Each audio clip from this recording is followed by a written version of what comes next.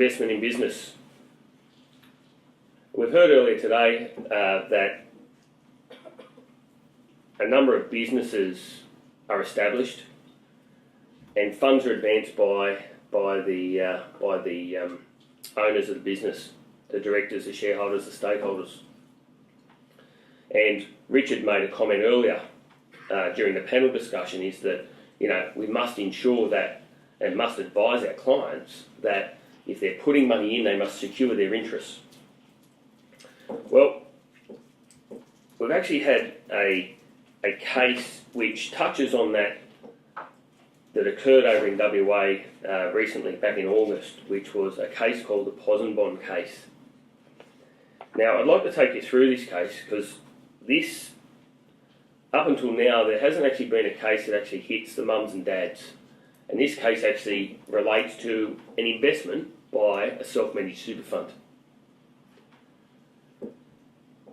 So, in that particular matter, the trustees of the superannuation fund back in December 2013 advanced $250,000 to Australian Gaming and Entertainment Limited, which was preparing to list on the stock exchange.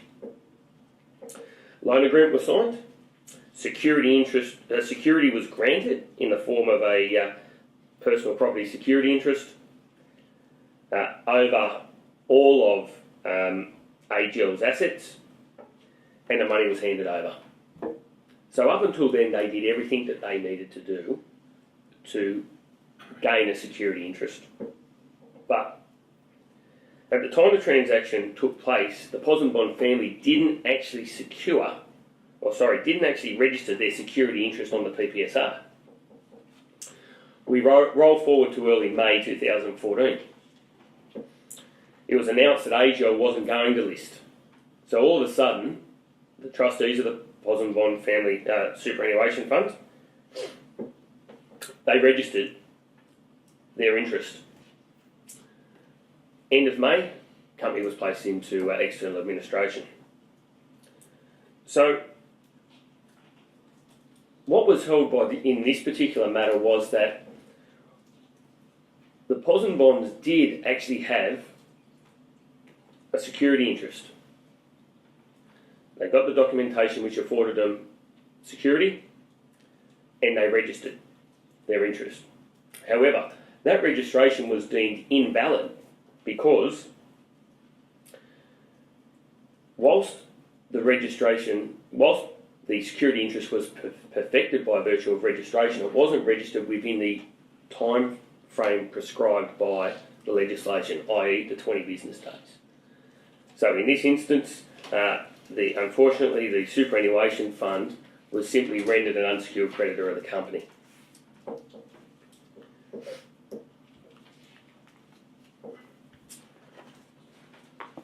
Okay, business transactions. And we see it from time to time where we'll be asked to advise and or do some due diligence, particularly accountants or strategic advisors will be asked to do some due diligence on a sale of business. The actual PPSR is a fantastic tool to assist in identifying what assets are actually owned by the company that's being sold or by the entity that's purchasing, and allows you to, with, I guess, comfort, for want of a better term, to be satisfied as to what assets are owned outright by the company and or unencumbered. And where there are actual assets that are encumbered, they know they can then make and undertake the strategies to deal with those encumbrances. We heard earlier during the panel discussion, during a restructure where there was a possible risk of a secured creditor not agreeing to the restructure. Therefore, the strategy was to take out that secured creditor, effectively gain control of the process, and move on. While I was sitting down there listening to the panel discussion, how many financiers do we have in the room? We've got Bibby, we've got 180, FIFO, I think I heard, right? Again, the PPSR assists financiers in determining what assets they've actually got the ability to lend against to enable a matter to actually funding to be successful. And we heard from Corrie when Corrie was up here that they were in a position where they could lend against the debtors. There just wasn't enough funds there to enable to actually raise to get the strategy through, and they had to actually rely on some plant equipment funding as some additional funding. And that's the beauty about the PPSR, is that it actually assists with transactions such as that. Retention of title. No doubt everyone in the room is aware of retention of title, and i.e. the seller of the services or the provider of the services. The legal ownership retains with the seller until goods are paid in full. Generally, there are two types of clauses: specific goods clauses and all monies clauses. And it's of the utmost importance that any retention of title arrangement is incorporated into the contract between the buyer and seller before they enter into the sale of goods transactions. The PPSA has actually altered the position of ROT suppliers insofar as now that all suppliers must register their interest on the PPSR. Registration is via a purchase money security interest, or a PMSI as mentioned before, and an ROT supplier actually enjoys what is called a PMSI super priority, which effectively means as what they could do before the PPSK came in is take or assert title to those goods supplied if payment hasn't been made at the date of insolvency. As I indicated, registration must be complete before the goods were delivered, and there's a matter of central cleaning v. Elkerton. And just taking you through this particular case, we had a situation where the credit application between Central Cleaning Supplies and Swan Services, which is the entity that ultimately went into liquidation, was signed back in September 2009, pre the PPSA Act coming into force.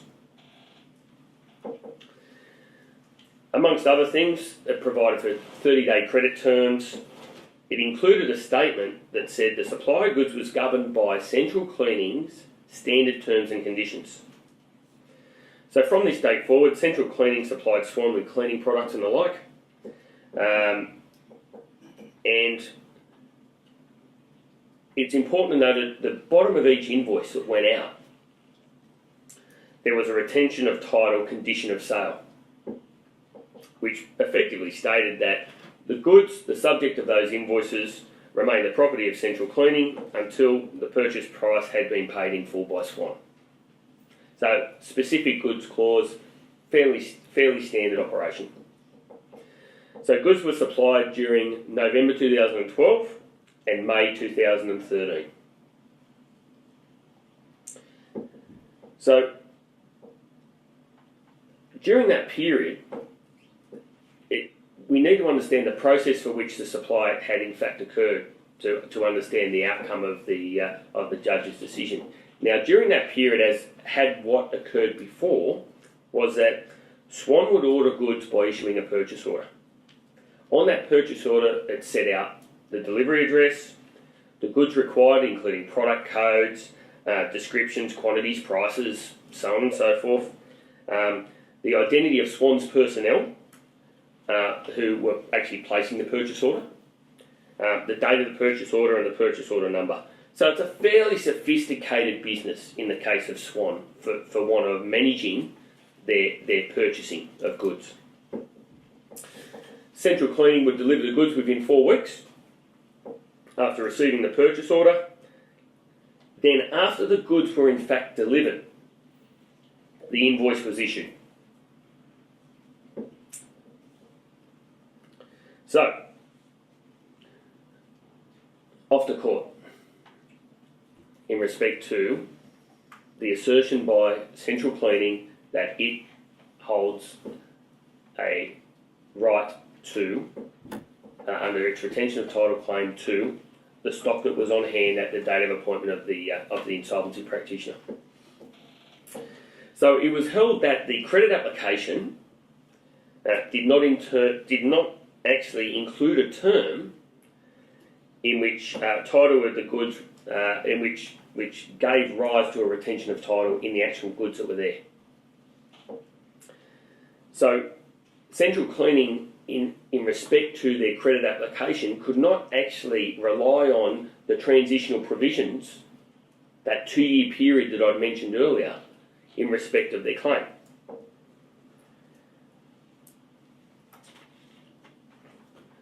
So the ultimate outcome of this particular matter was that if they couldn't rely on their credit application, the only thing that they could actually rely on was the invoices rendered.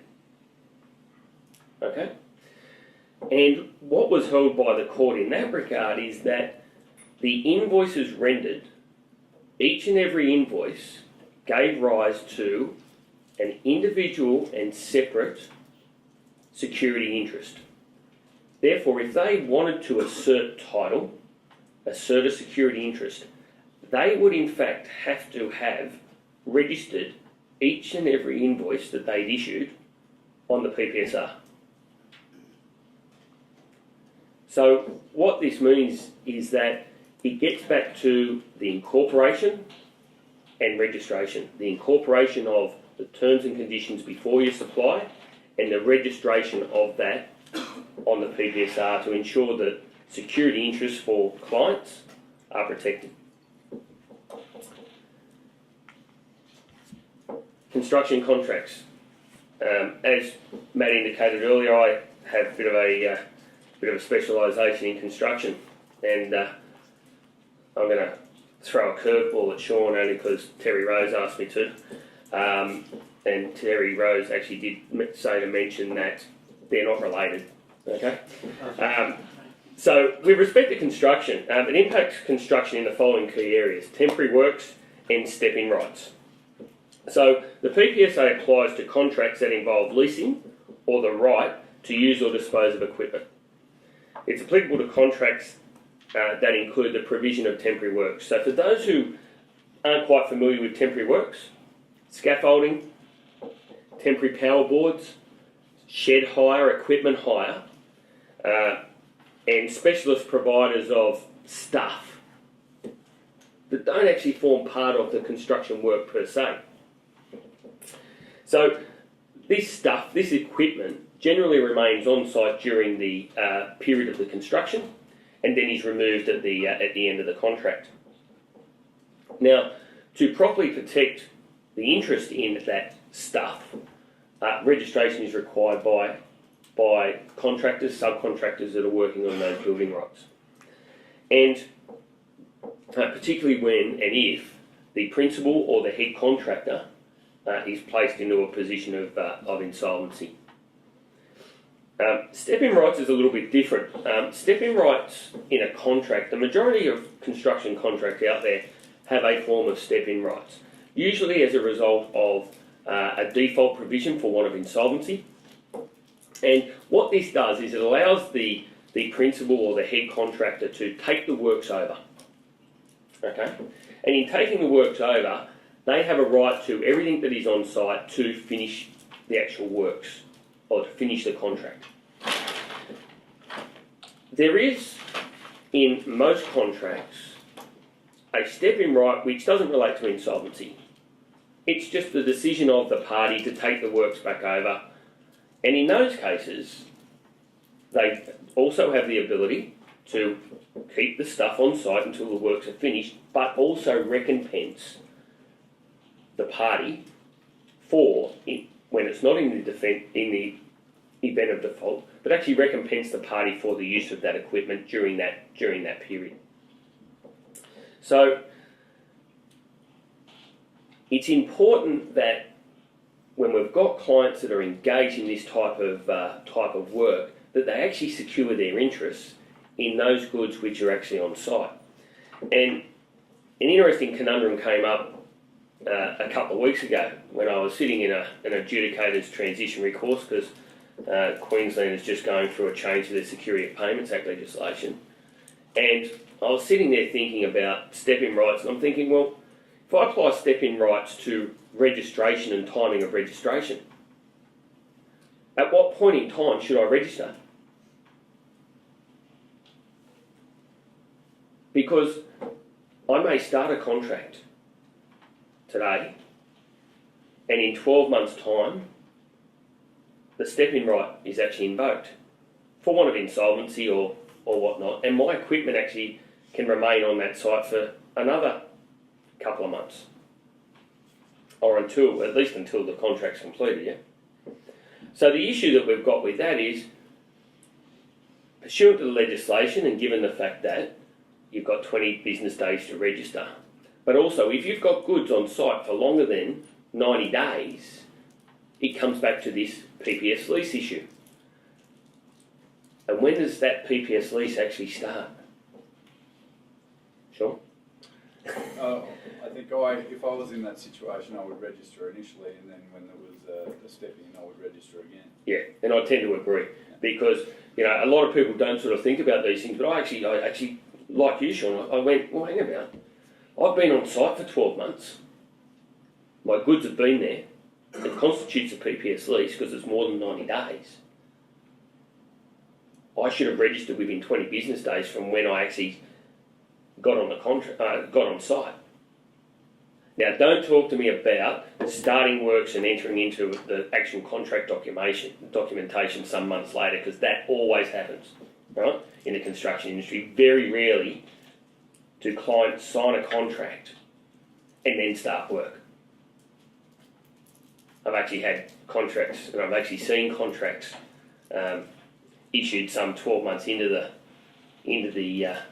construction. So it's really important that at the time their equipment is put on site, that's the trigger date for which subcontractors or contractors, depending on where they are in that contract chain, should be looking at registering their security interest.